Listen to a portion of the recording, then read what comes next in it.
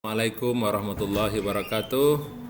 Saudara semuanya, setelah kita mengkaji tentang definisi ijtihad, maka sekarang kita masuk apa syarat-syarat ijtihad yang disepakati oleh para ulama. Yang pertama, seorang mujtahid atau calon mujtahid itu harus memiliki ilmu tentang Al-Qur'anul Karim. Kenapa demikian? Karena Al-Quran adalah kitab suci umat Islam.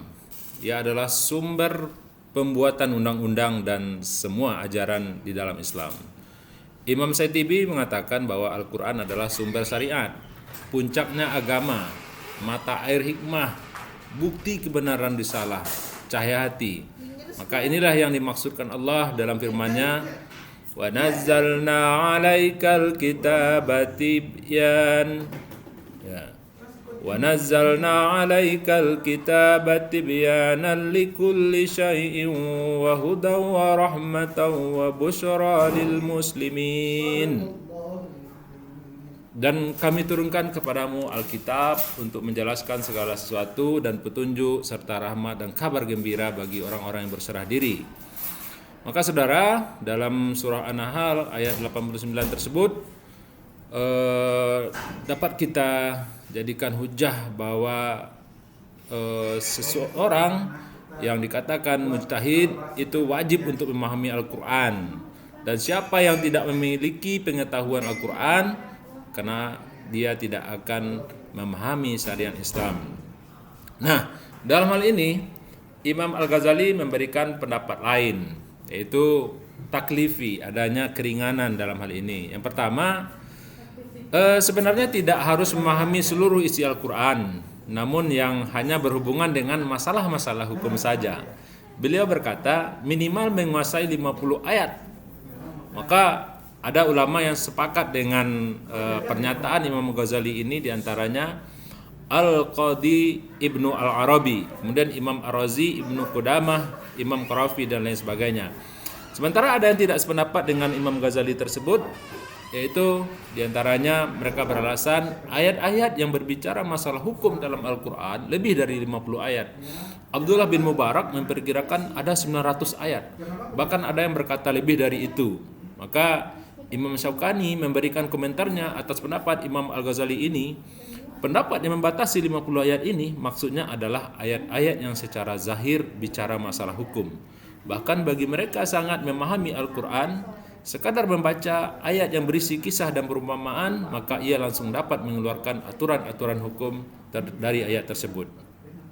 Ada juga yang berkata, saudara, mungkin maksud dari Imam Ghazali adalah ayat-ayat yang bicara langsung, yang dalalahnya pasti atau qat'i. Sementara ayat yang bicara masalah hukum secara tersirat saja, beliau tidak menghitungnya.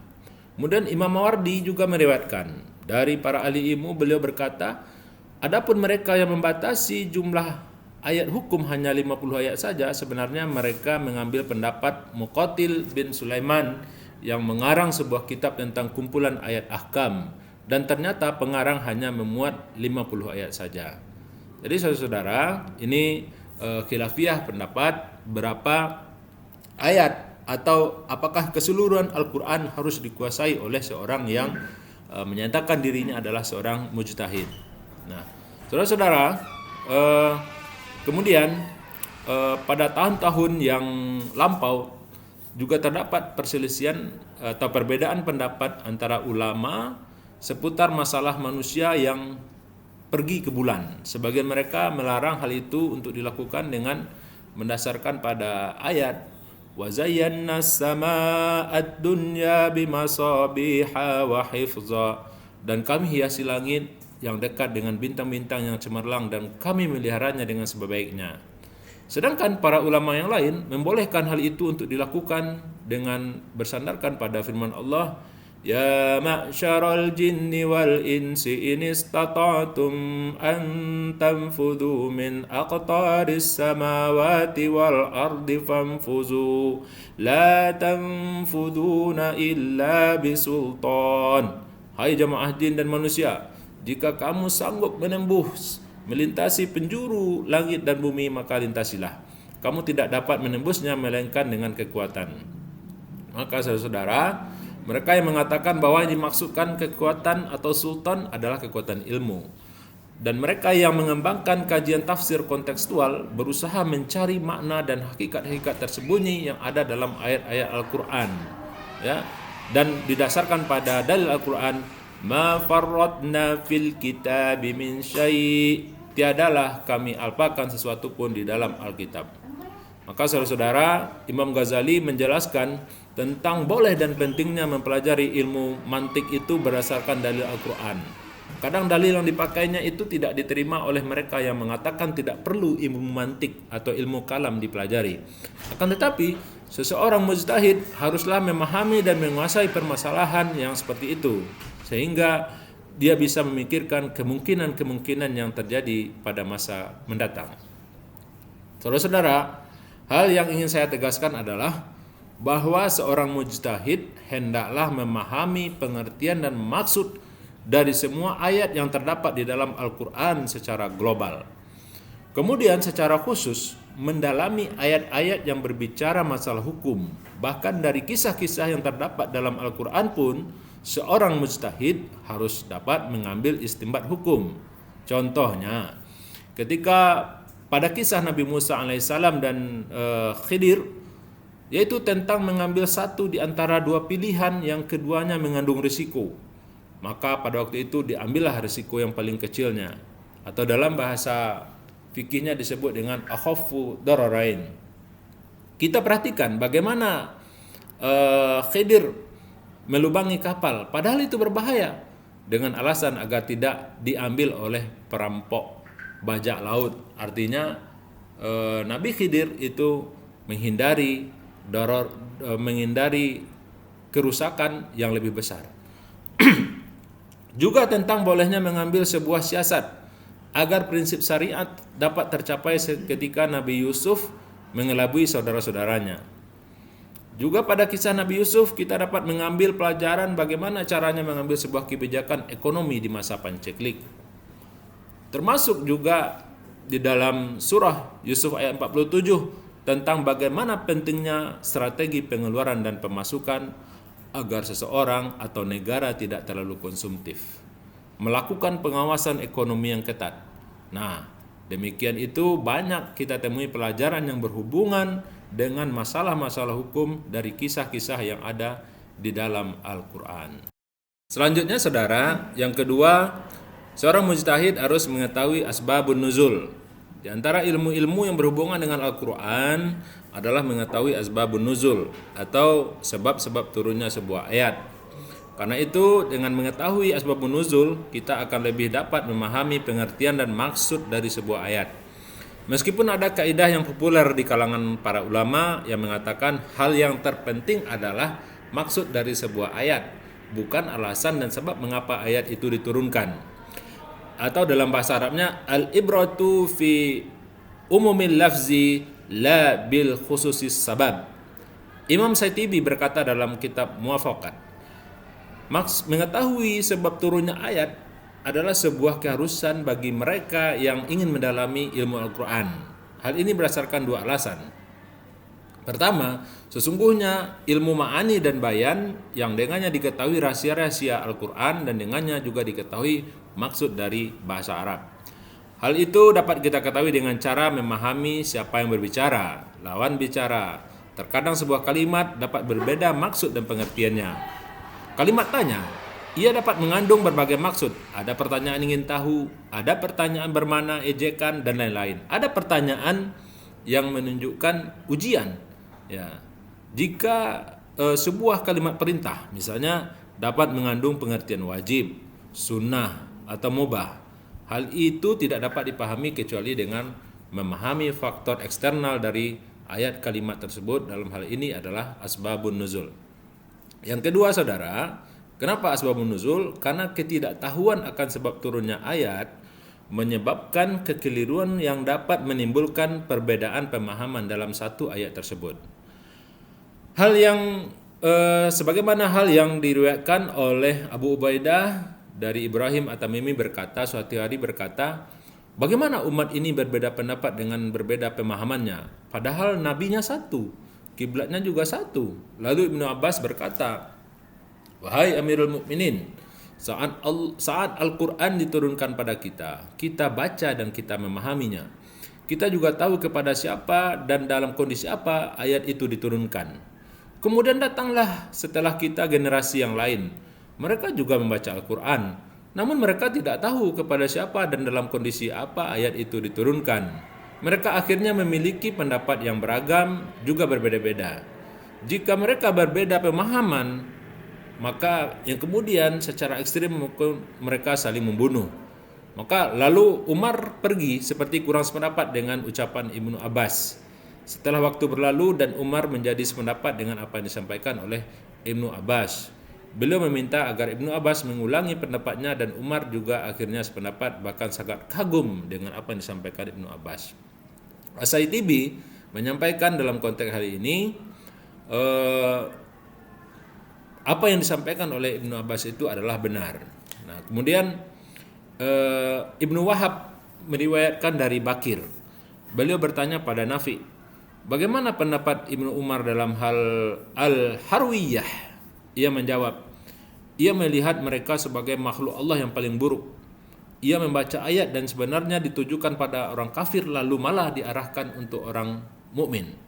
Nah, saudara, inilah contoh pendapat yang keliru yang dimaksudkan oleh Ibnu Abbas yang timbul dari ketidaktahuan orang tersebut akan sebab turunnya ayat. Diriwayatkan bahwa Marwan mengutus seorang pembantunya untuk menemui Ibnu Abbas. Marwan berkata, tolong tanyakan kepada Ibnu Abbas apakah setiap orang bergembira terhadap apa yang diberikan, lalu merasa gembira atas apa yang dikerjakan, maka dia akan disiksa? Jika demikian, maka semua akan binasa.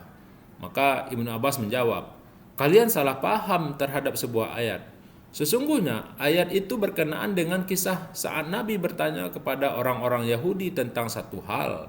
Lalu mereka menyembunyikan hal tersebut dan menjawab pada Nabi jawaban yang bukan sebenarnya. Bahkan orang-orang Yahudi itu sangat gembira dengan apa yang mereka lakukan. Ya. Maka Ibnu Abbas kemudian membacakan ayat tersebut yang artinya, dan ingatlah ketika Allah mengambil janji dari orang-orang yang telah diberi kitab, hendaklah kamu menerangkan isi kitab itu kepada manusia, dan janganlah kamu menyembunyikannya. Lalu mereka melemparkan janji itu ke belakang punggung mereka, dan mereka menukarnya dengan harga yang sedikit. Amatlah buruk tukaran yang mereka terima. Janganlah sekali-kali kamu menyangka bahwa orang-orang yang gembira dengan apa yang telah mereka kerjakan, dan mereka suka supaya dipuji terhadap perbuatan yang belum mereka kerjakan. Janganlah kamu menyangka bahwa mereka terlepas dari siksa, dan bagi mereka siksa yang pedih. Terjemahan Quran Surat Ali Imran ayat 187-188. Jadi saudara-saudara, ternyata dengan mengetahui sebab turunnya ayat ini, maka menjadi sangat jelas bahwa yang dimaksudkan dengan ayat tersebut amatlah jauh dari apa yang dipahami oleh Marwan. Para ulama tafsir sangat perhatian dengan ilmu asbabun nuzul. Bahkan mereka mengumpulkan dan mengarang kitab khusus tentang ilmu tersebut. Di antara mereka adalah Imam Al-Wahidi, yang kitabnya diantaranya adalah Lubab An-Nuqul bi Asbabin Nuzul. Ada satu hal yang sangat penting untuk diperhatikan, bahwa kebanyakan daripada kisah turunnya satu ayat itu tidak jelas kesahihannya, dan jumlah kisah yang sahih hanyalah sedikit saja. Selanjutnya, saudara, dalam konteks mujtahid harus mengetahui ilmu Al-Quran. Setelah mulai dari mengetahui maksud dan pemahaman seluruh ayat Al-Quran, kemudian mengetahui asbabun nuzul, yang ketiga adalah mengetahui nasakh dan mansukh ayat Al-Quran. Di antara hal lain yang juga harus diperhatikan dalam Al-Quran adalah mengetahui ilmu nasakh dan mansukh. Sampai-sampai para ulama usul menjadikan ini sebagai salah satu syarat yang wajib. Hal ini menjadi penting agar jangan sampai seseorang menggunakan sebuah ayat sebagai dalil, tapi ternyata ayat tersebut telah dimansukh, hukumnya telah dihapus atau diganti dengan ayat yang lain. Nah, yang menjadi perhatian di sini adalah ketika sebagian ulama ada yang menghitung banyak sekali ayat-ayat yang dimansukh dalam Al-Quran, sampai salah seorang di antara mereka mengatakan bahwa lebih dari 100 ayat terkait jihad itu telah dimansukh. Nah, Namun berseberangan dengan pendapat kelompok ini ada juga yang mengatakan tidak adanya nasakh dan mansukh dalam Al-Quran. Ini seperti Abu Muslim Al-Asfani, kemudian Imam Fakhrul Razi, dan beberapa pendapatnya lain. Maka di antara dua kelompok yang saling berseberangan itu ada yang moderat, ada yang pertengahan seperti Imam Suyuti. Beliau mengatakan hanya kira-kira 20 ayat yang mansukh, dan jika diteliti lagi ternyata kebanyakan ayat Al-Quran itu tidak dinasakh. Itu sebabnya Imam Ad-Dahlawi menyebutkan hanya 5 ayat saja. Ya. Terlepas dari itu, saudara, yang penting kita mengetahui bahwa ada sebuah konsepsi atau sebuah sebuah furu' cabang dari ilmu Al-Quran itu adalah ilmu tentang nasakh dan mansukh. Maka saudara, penguasaan terhadap ilmu Al-Quran ini menjadi hal yang pertama sekali dimiliki oleh seorang yang menamakan dirinya mujtahid. Dan berikut ini untuk menambah pemahaman kita, saudara, berapa contoh yang dapat memperjelas itu, sebagaimana diriwayatkan dari Ibnu Abbas bahwa ia berpendapat tentang maksud dari firman Allah Subhanahu wa taala, yaitu surah Al-Isra ayat 18 yang berbunyi, "Man kana yuridul ajilata ajjalna lah fiha ma nasya'u liman nurid." Barang siapa menghendaki kehidupan sekarang duniawi, maka kami segerakan baginya di dunia itu apa yang kami kehendaki bagi orang yang kami kehendaki. Ayat ini menurut Ibnu Abbas dinasakh dengan firman Allah dalam ayat lain yang berbunyi, "Man kana yuridu harthal akhirati nazidlah fi harthihi wa man kana yuridu harthad dunya nu'tihi minha." Barang siapa yang menghendaki keuntungan di akhirat, akan kami tambah keuntungan itu baginya. Dan barang siapa yang menghendaki keuntungan di dunia, kami berikan kepadanya sebagian dari keuntungan di dunia saja. Maka saudara, ungkapan nu'tihi minha adalah ungkapan yang mutlak, lalu diberikan ikatan qayyid berupa adanya izin Allah. Jadi maksudnya bisa saja Allah itu memberikan apa saja bagi hambanya jika ia menghendaki. Jika tidak ada masyiatullah, maka tidak ada yang terjadi. Contoh lain dalam firman Allah dalam surat Asy-Syu'ara, ya, yang artinya, dan penyair-penyair itu diikuti oleh orang-orang yang sesat. Tidakkah kamu melihat bahwasanya mereka mengembara di tiap-tiap lembah, dan bahwasanya mereka suka mengatakan apa yang mereka sendiri tidak kerjakan. Asy-Syu'ara ayat 224 sampai 226. Ayat ini, saudara, mansukh dengan firman Allah dalam ayat lanjutannya, yang artinya kecuali orang-orang atau penyair-penyair yang beriman dan beramal saleh dan banyak menyebut Allah dan mendapat kemenangan sesudah menderita kezaliman, dan orang-orang yang zalim itu kelak akan mengetahui ke tempat di mana mereka akan kembali. Maka dengan contoh-contoh demikian dapat kita pahami, saudara, bahwa konsep nasikh dan mansukh itu dapat kita pahami beberapa contoh, dan itu kemudian bisa menjadikan seorang mujtahid lebih detail dalam keilmuannya. Selanjutnya, saudara, di samping mengetahui ilmu Al-Quran, tentu seorang mujtahid harus mengetahui sunnah, yaitu sebagai syarat yang kedua.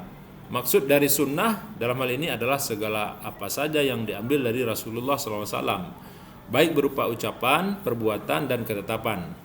Namun tidak disyaratkan mengetahui hadis-hadis tersebut semuanya, karena hal itu adalah tidak mungkin, ya, dimiliki seorang, karena ia banyak sekali kecuali ada orang-orang tertentu dan khusus.